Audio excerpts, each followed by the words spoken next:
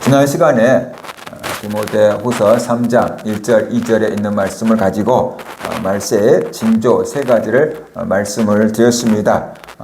그것을 잠깐 복습해 보면은 첫째, 자기를 사랑한다라고 했어요.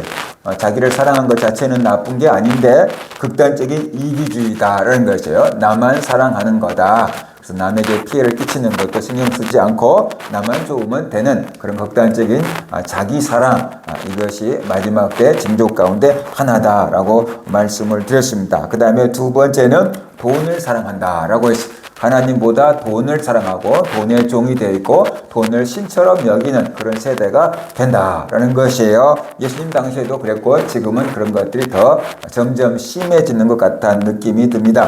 세 번째로 자기를 자랑한다. 그래서 하나님을 자랑하지 않고 자기를 자랑한다.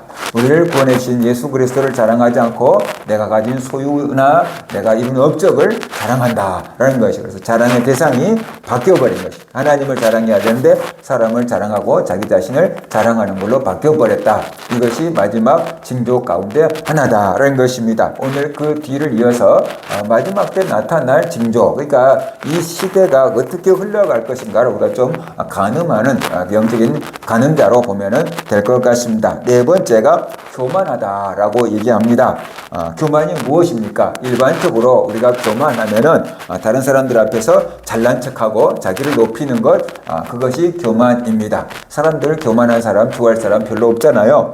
그러나 성경에서 말하는 교만은 단지 사람 앞에서 높아지는 것이 아니고 하나님 앞에서 높아지는 것입니다. 하나님 없이 살아가려고 하는 태도, 바로 그것이 하나님 보시기에는 교만이다라는 것이, 하나님을 부인하고 창조주가 없다고 하는 것 자체가 교만한 마음이다 라는 것이, 우리의 부족함을 인정하고 하나님의 은혜를 구하면서 살아가는 존재, 그것이 바로 사람입니다. 하나님의 은혜로 살아가는 존재, 그것이 사람인데 하나님 은혜 없어도 됩니다. 나 혼자 살아갈 수 있습니다. 그리고 하나님 앞에 독립선언하는 것, 그것이 바로 교만이다라는 것을 우리가 알아야 돼요. 그런데 사람들은 물질적으로 풍요로워지면 풍요로워질수록 하나님을 의지하지 않게 되는 것입니다.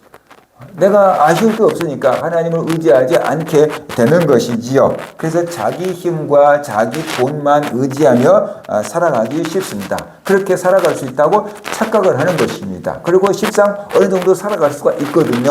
그러니까 하나님 없어도 되네 라고 생각하고 그렇게 살아가는데 이것이 착각이고 영적으로 보면은 정말 비참한 지경에 빠지고 있는 거다라는 것이에요. 그래서 물질적인 풍요가 오히려 영적인 빈곤으로 이어질 수가 있습니다.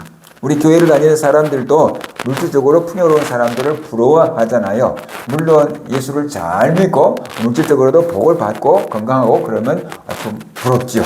그런데 예수 안 믿고 물질적으로 풍요로워진 사람은 그렇게 부러워할 필요가 있는가라는 것이에요.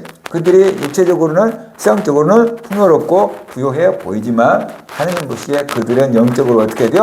비참한 상황에 있거든요. 그런데 우리가 그것을 알지 못하고 그들을 부러워할 때가 많다라는 것이에요. 그러니까 우리가 보는 시각이 그 세상적인 시각으로 꽂혀 있기 때문에 그들이 부러운 거예요. 근데 영적인 시각으로 본다고 하면은 오히려 그들이 우리를 부러워해야 되는 거거든요.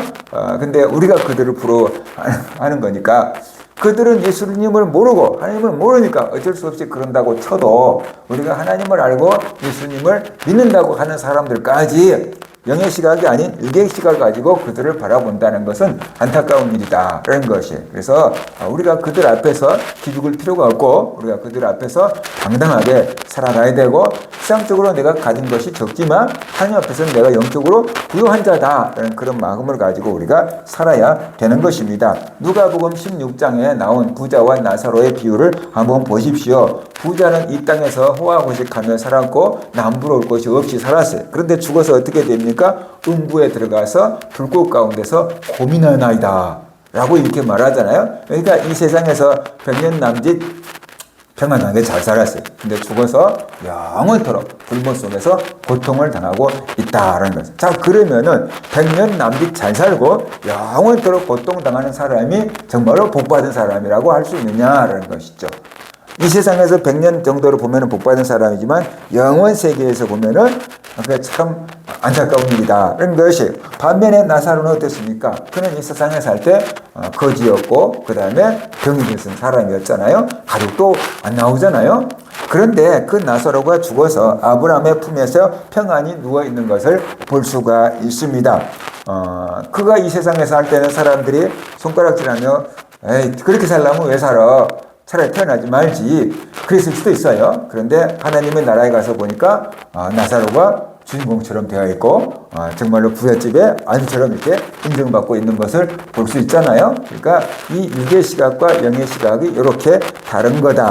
이것은 육신의 부유함에 취해 하나님을 거절한 자의 영적인 빈곤과 비록 땅에서는 가난했지만 하나님을 의지했던 자가 누릴 영적인 풍요가 얼마나 다른지 우리에게 말해주고 있다라는 것이. 그러니까 그 죽은 다금을 보지 않는다고 한다면 부자가 부러워해야 돼요. 부자를 부러워하는 게 맞아요.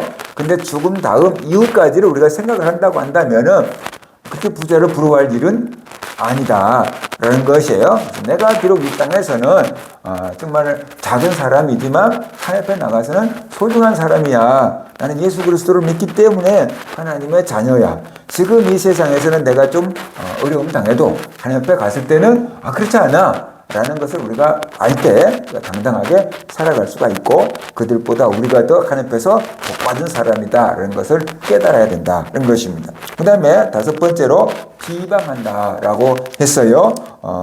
무엇을 비방합니까? 사람을 비방하고 하나님을 비방하는 거죠.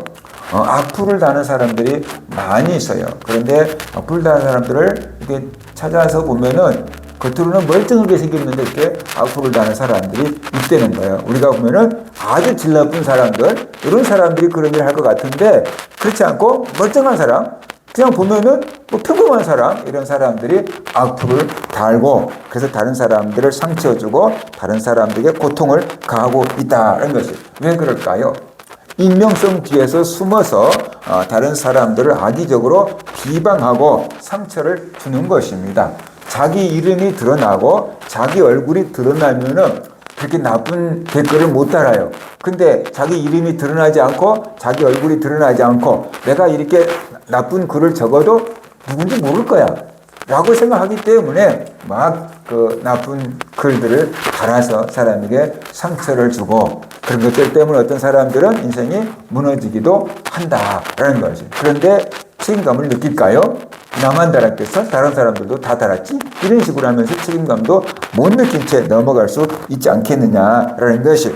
말 한마디로 한 사람의 인생을 무너뜨리는 것이 비일비재하게 우리의 주변에서 일어나고 있고 뉴스에서 접할 수 있는데 그 평범해 보이는 사람들이 이렇게 악플을 달고 있다라는 것이에요. 또 민원을 막 제기하는 사람들도 있어요. 그래서 민원 왕이라고 하는 사람들도 있더라고요. 계속해서 공무원한테 막 한 사람이 수백 건의 민원을 막 제기를 한 거예요. 그러니까 거기에 취해서 공무원이 이제 스트레스 받아서 견디지 못해서 가끔 스스로 목숨을 끊는 일까지 벌어지는 거예요. 정말로 필요한 민원은 해야 되겠지만 근거 없는 악의적인 누군가를 고통스럽게 하기 위한 그런 막 민원을 계속 제기하는 사람들도 가끔씩은 있는데 그런 것도 바로 비방하는 거다라고 볼 수 있어요. 더 나아가서 하나님을 비방하고 복음을 비방합니다. 성경을 비평하고 교회를 비방하고 전도자들을 막아서고 때로는 법과 제도를 통해서 복음이 전파되지 못하도록 막고 있습니다. 공산권에서는 복음을 전하지 못하도록 막고 있잖아요. 공산권이 아니라도 법과 제도로 막고 있는 경우들도 있거든요. 그러니까 우리 나라에도 공립학교에서는 교사들이 공공연하게 복음을 전할 수 없게끔 제도가 만들어져 있잖아요. 이런 것들이에요. 그래서 이런 것들은 한 사람의 영혼이 복음을 듣고 하나님께 나아가는 길을 막는 무서운 죄다라는 것이. 한 사람이 영혼이 복음을 듣고 구원을 받을 수 있는데 그 길을 원천 차단하고 있는 거죠. 그러니까 어떤 의미로 보면은 영적으로 보면은 한 영혼을 죽이는 그건 무서운 죄다라는 것이. 영적인 눈이 가려져서 하나님을 모르기 때문에 이런 일을 하고도 그것이 죄라는 것을 못 깨닫고 있는 거다라는 것이. 만약에 영적인 눈이 뛰어서 본다고 한다면 내가 얼마나 큰 잘못을 했는지 알게 되겠죠. 사울이 그랬잖아요. 그래서 예수 믿는 사람들을 핍박하고 교회를 잔멸하고 없애버리려고 했잖아요. 나중에 부활하신 예수 그리스도를 만나고 나니까 무슨 고백을 합니까? 내가 죄인 중에 괴수다. 간단하게 말하면은 내가 제일 나쁜 일을 저질렀다. 나는 죽을 수밖에 없는 죄인이다. 그런 고백을 하게 된 거잖아요. 왜냐 그러면은 한 사람의 영혼을 실족시켰으니까 그게 얼마나 무서운 죄인지를 깨닫고 내가 죄인 중에 괴수다라는 고백을 하고 있는 거거든요. 오늘날도 그런 경우가 종종 있다라는 것이. 그러니까 이것이 바로 비방하는 것입니다. 사람을 비방하는 차원을 넘어서 하나님을 비방하고 교회를 비방하고 또 성경을 비평하고 복음 전도의 길을 막고 이런 것들이 비방하는 시대입니다. 예수 그리스도를 믿는다고 하면은 이제 이상한 사람처럼 쳐다보는 그런 세대가 만들어지면 거기서 예수 믿기가 진짜로 힘들겠죠. 그죠? 근데 이게 마지막 때 이제 예수 믿기가 참 어렵고 하나님 섬기기가 참 어려운 시대가 온다라는 것이. 아니 지금도 예수를 믿어? 이런 식이 되는 거죠. 과학이 이렇게 발전했는데 아니 지금도 신을 믿는단 말이야? 이런 식으로 사람들이 비아냥거린다고 한다면 어디 가서 나 예수를 믿습니다라고 말하기가 굉장히 어려운 시대가 되겠죠. 그런 시대가 오고 있는 거다라는 것이에요. 그래서 언젠가 우리 교회 집사님이 이렇게 얘기를 하더라고. 이게 댄스하는 그런 데서 이제 같이 하는 사람들한테 저 교회 다녀요. 그랬더니 다 이 사람은 이상한 사람처럼 쳐다보더랬잖아요. 교회를 왜 다녀? 그런 식으로 쳐다보는 거죠. 그러니까 안 믿는 사람들 입장에서 보면은, 아니, 왜 그런 걸 믿어? 그러니까 우리가 미신을 믿는 사람들을 보듯이 아마 그런 식으로 보는 거겠죠. 그러니까 쓸데없는 짓 하고 있다는 그런 식인 건데, 그런 사회적 분위기가 만들어지면은 예수 믿기도 힘들고 예수 믿는 사람들이 또 가서 복음을 전하는 것도 그만큼 장벽이 생기잖아요. 이것이 바로 비방하는 시대다. 것입니다. 그 다음에 6번째, 부모를 거역한다라고 말하고 있습니다. 부모가 누구입니까? 우리의 육체가 이 세상에 태어날 수 있도록 해주신 분이 부모님이잖아요. 부모님이 없다고 하면 우리는 이 세상에 존재할 수가 없게 되는 거죠. 내 존재의 기반이 부모님이라고 할 수 있어요. 그런데 그 마지막 때가 되면 부모를 거역한다라고 말하고 있어요. 내 존재의 기반을 뒤집어 엎는 거다라고 볼 수 있어요. 성경은 분명히 부모를 공경하라고 말씀을 하셨어요. 그것도 10계명 안에 들어있어요. 그래서 출애굽기 20장 12절을 보면은 내 부모를 공경하라. 그리하면 내 하나님 여호와가 내게 준 땅에서 내 생명이 길리라 라고 이렇게 말씀을 하고 있습니다. 그것이 약속이 있는 첫 계명이다까지 성경은 말씀을 하고 있잖아요. 10계명을 우리가 두 개로 나눠보면은 1계명부터 4계명까지는 하나님을 대하는 태도, 자세에 대해서 얘기를 하고 있고요. 5계명부터 10계명까지는 사람을 대하는 태도, 자세를 말해주고 있어요. 그러니까 한쪽에는 하나님을 대하는 방법, 한쪽에는 사람을 대하는 방법, 10계명이 이렇게 되어 있는데 사람을 대하는 방법에서 첫 번째, 5째 계명이 뭐냐고 하면 내 부모를 공경하라라는 것이. 그러니까 사람과 관련된 첫 번째 계명이 부모를 공경하라고 하는 것을 가만히 살펴보면은 부모 공경이 모든 인간관계의 기본이다라는 뜻 아니겠습니까? 부모도 공경하지 못한 사람이 형제간에 우애할 수 있겠어요? 친구간에 사랑할 수 있겠어요? 사회에 사랑할 수 있겠어요? 그러니까 부모 공경도 못하면 다른 것은 더 이상 볼 것도 없다라는 뜻 아니겠습니까? 그래서 모든 인간관계의 기본은 부모를 공경하는 거다라고 우리가 이해할 수가 있는 것이죠. 그 다음에 자녀가 부모를 공경한 것은 당연한 것인데 자녀가 부모를 공경하면 하나님 아버지가 주신 땅에서 어떻게 하죠? 장수하리라라는 약속까지, 축복을 주겠다는 약속까지 들어있는 거잖아요. 그런데 우리가 그런 하나님의 계명과 하나님의 약속을 다 버리고 부모를 공경하지 않고 부모를 거역하는 시대가 올 거다. 그 얘기를 지금 하고 있는 거죠. 부모를 공격하는 그런 시대가 오는 거죠. 그리고 불만 자녀들이 있잖아요. 용돈 안 준다고 이제 나이 드신 부모님을 폭력을 행사하는 그런 자녀들 있잖아요. 아들 낳았다고 좋아했는데 나중에 아들들이 이제 늙으신 엄마나 아빠한테 용돈이 안 준다고 자기가 더 힘이 있으니까 이제 이렇게 하는 거예요. 근데 그 할아버지 할머니들이 어디 가갖고 창피해서 말도 못한대요. 왜냐하면 내 자식한테 맞았다고 그러면은 지방망신이니까 창피해서 말도 못하고 사시는 어르신들이 있어요. 작은 게 아니고 상당수가 있어요. 그러니까 그런 시대가 되었어요. 공경하라는 게 아니고 괴롭히지만 안 해도 다행인데 이게 괴롭히는까지 그런 사태가 지금 벌어져가고 있다는 것입니다. 그래서 인간 관계의 기본이 무너지고 있고 사회 질서가 흔들리고 있습니다. 부모를 공경하라는 하나님의 명령도 가볍게 여기고 하나님의 약속도 믿지 않는 시대가 되어버렸습니다. 그러니까 점점 살기 힘든 세상이 되어버렸고 영적으로는 하나님을 섬기기가 어려운 시대가 된 겁니다. 왜냐 그러면은 우리가 부모를 잘 공경할 때 그 하나님을 아버지라고 부르면은 부모님 공경하듯이 하나님을 섬길 수 있게 되는 거거든요. 근데 부모님을 우습게 아는 사람에게 하나님이 우리 아버지다라고 하면은 하나님도 우습게 여길 거 아니에요. 그래서 우리가 하늘에 계신 하나님 아버지라고 부를 때 우리가 아버지라고 부르면서 자동적으로 내 육체의 아버지 이미지가 더 씌워지는 거거든요.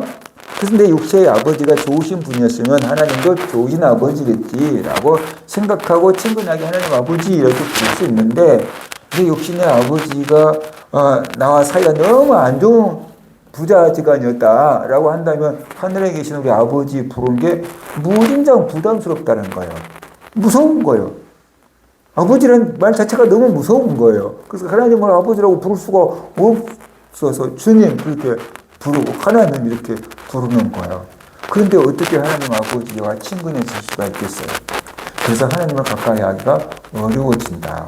부모의 관계가 잘 안 되면은 하나님과 관계 맺는 것도 어려워질 수 있어요. 용어에서 말이에요.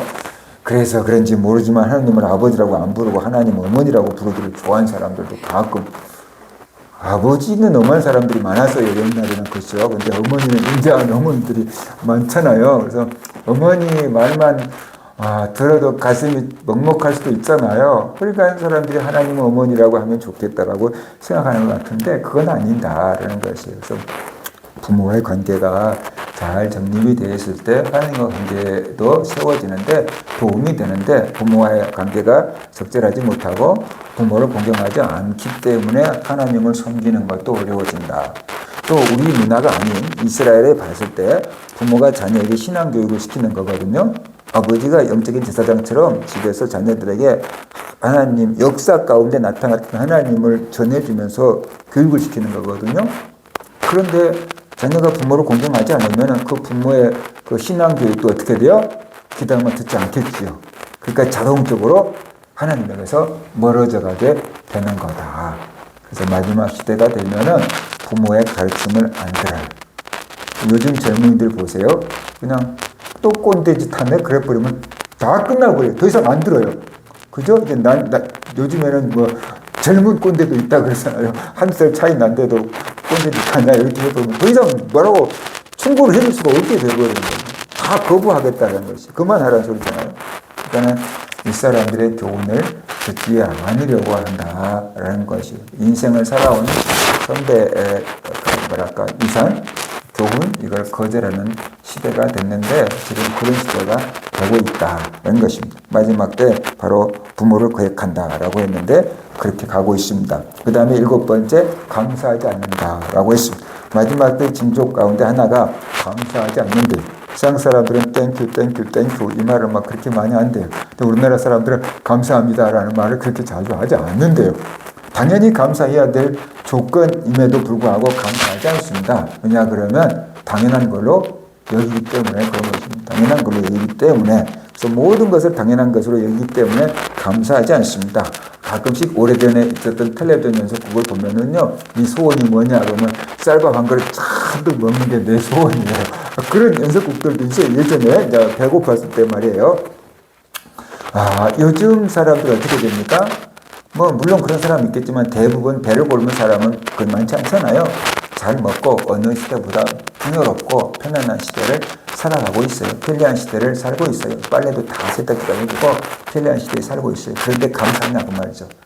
감사 안 하죠. 다 있는 걸로 생각하죠. 옆집에는 더 좋은 세탁기 있던데. 그러면서 감사할 줄 모르는 거죠. 냉장고 하나만 있어도 감사해야 되는데 옆집에는 냉장고가 2대던데 그러면서 우리가 감사할 줄 모르고 잊어버리고 살고 있다는 것이에요. 그러니까 뭐 그만큼 감사를 잊어버리고 살고 있는 시대 아니냐라는 것이에요. 그래서 감사하지 않고 자기 권리만 주장하는 그런 세대 속에서 살고 있는 겁니다. 사람에게 감사하지 않으니까 하나님께 감사하는 법도 잊어버리고 있는 것입니다. 하나님 주신 생명이고 하나님이 만들어 놓은 세상에서 살고 있으면서 하나님께 감사하지 않고 살고 있습니다. 왜 감사하지 않는 것이 문제가 되냐라는 것이에요. 그것은 은혜를 깨닫지 못한다는 것입니다.